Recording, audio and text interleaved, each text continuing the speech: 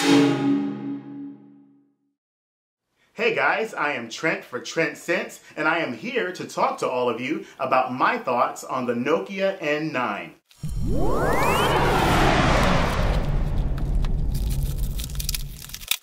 The Nokia N9 in black. This is not your typical N9 that has 16 gigabytes of internal storage. Oh, no. This is the Nokia N9 64 gigabyte model.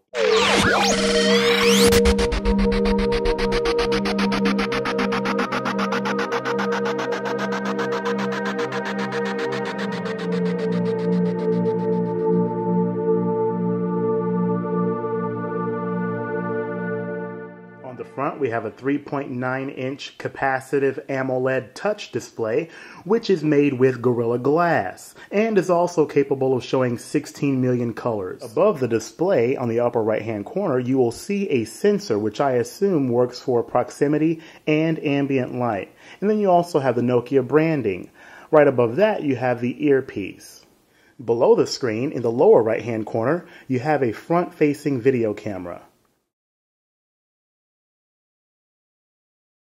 At the top, you've got a 3.5mm headset jack, along with two covers. This one on the left is for the micro USB port, and the one to the right is for the micro SIM card holder.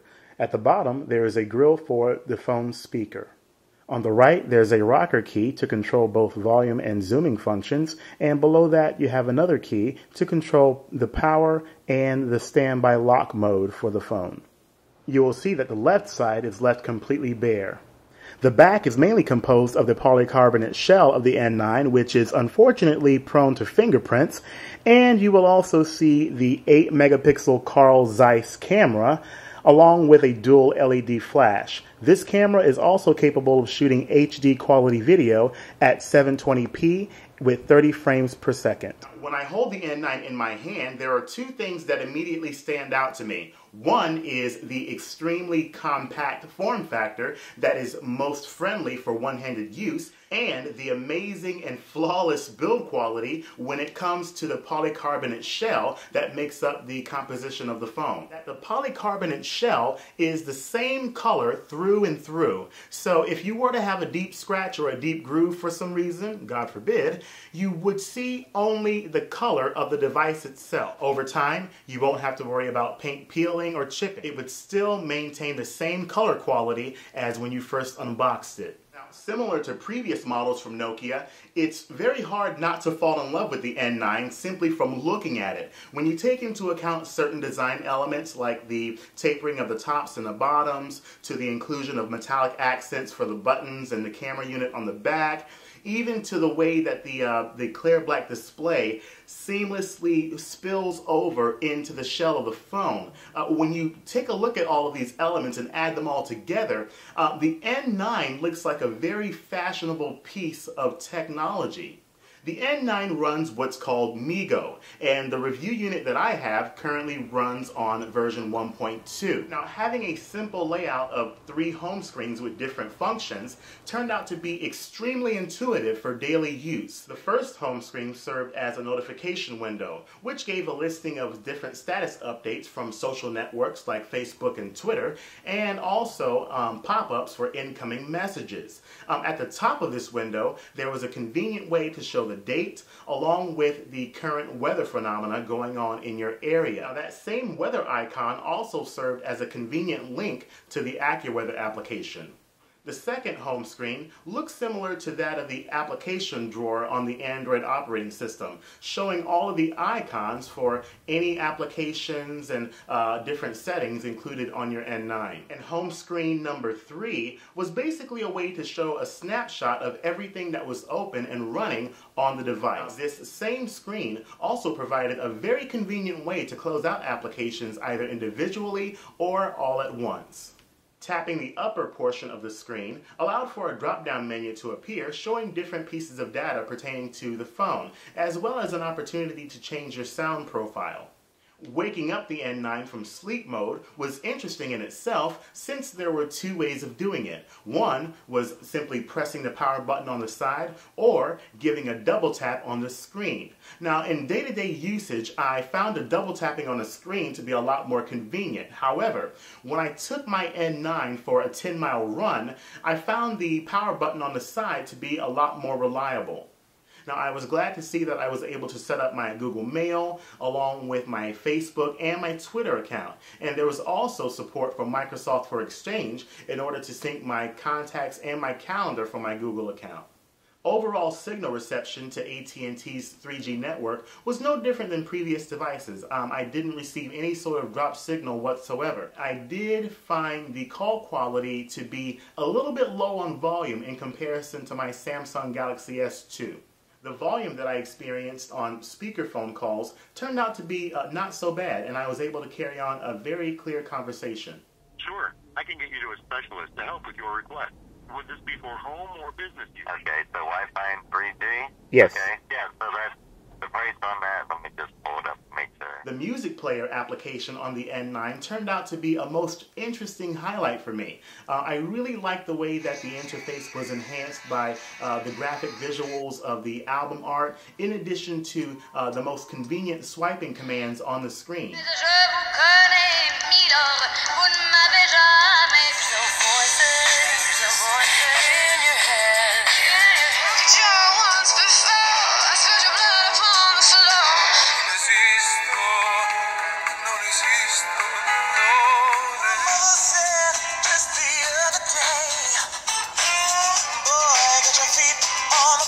One interesting feature that seemed to have potential was a link that led you to the Nokia Music Store to allow you to buy more music from the same artist or any other artist in the same kind of genre.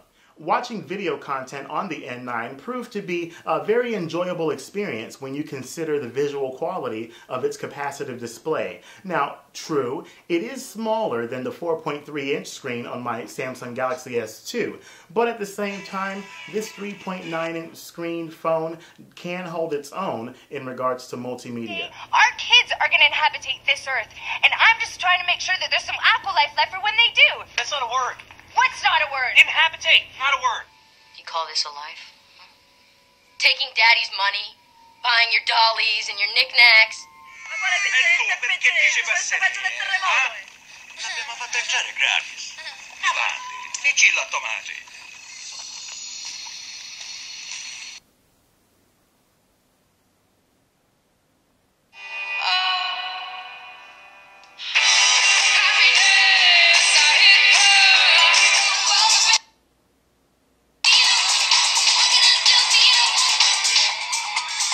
What almost felt like a mesmerizing magic trick with the video player was that you could activate the swipe command toward the middle part of the screen and you could still see the video playing. N9 comes with an 8-megapixel Carl Zeiss camera, which thankfully has autofocus, in addition to a dual LED flash. Now, depending on what application you happen to get from the Nokia store, this same flash can also be used as a torch.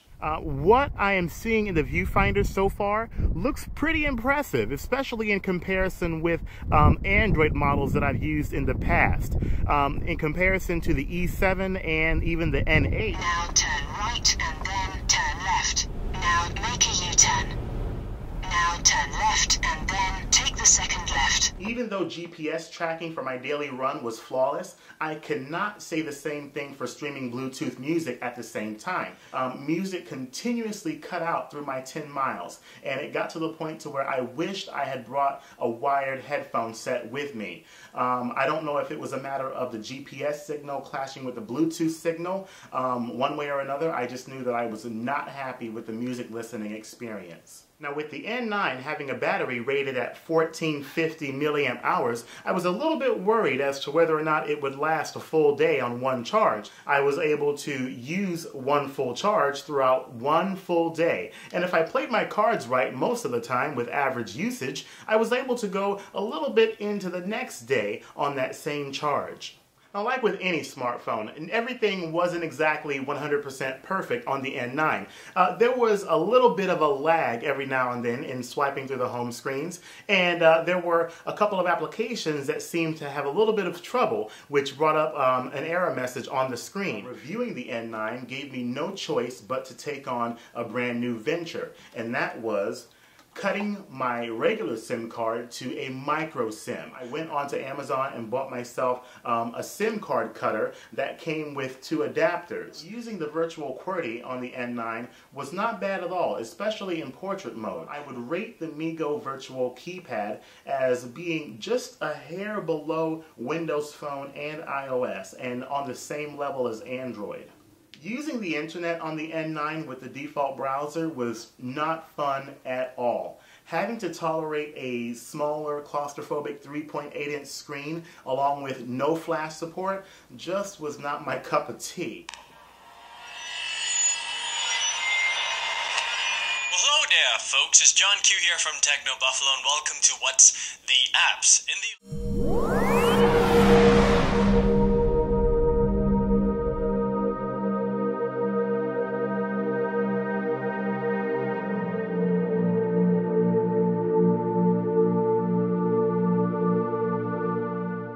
My final verdict on the N9.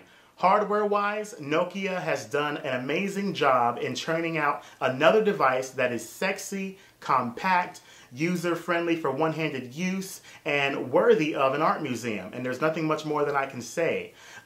Software-wise, MeeGo did seem to have a lot of promise and a lot of potential. It's just very sad that it didn't have a chance to show what it was made of to the general public. With all of that being said, I still think that MeeGo proved itself to be slightly better than Symbian S3 on the E7 and the N8. There's just no getting around that. The deep blacks and the vivid coloration on the screen, in addition to the wonderful graphical representation, it really just popped to my eyes throughout my everyday usage on the phone. And not to mention the quicker and faster touch response on the interface. There was so much promise in this operating system, and it seemed as if Nokia would have been just fine jumping from Symbian to MeeGo instead of going with Windows Phone. One way or the other, I will still continue to wish Nokia all the best, whether it manufactures Windows Phone devices, Symbian devices, and maybe even MeeGo devices, who knows. So, would I recommend the N9 to an average user? No, I wouldn't. If the N9 is going to be your main phone, you're basically shooting yourself in the foot because, once again, MeeGo is dead out of the water, and in the far future, it's no longer going to receive support from Nokia. But, on the flip side, if you happen to have a little bit of extra cash in your piggy bank to be able to buy a token of nostalgia, to be able to look in a time capsule and go, remember when?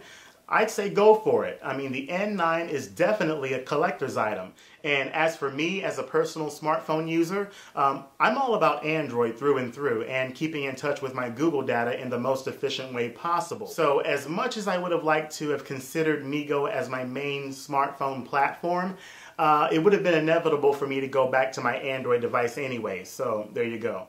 So guys, with all of that being said, that is my overall impression on the Nokia N9. I hope that it's been able to help you in some way, shape, or form. And I ask that you stay tuned for the next video. All of you guys take care and stay safe.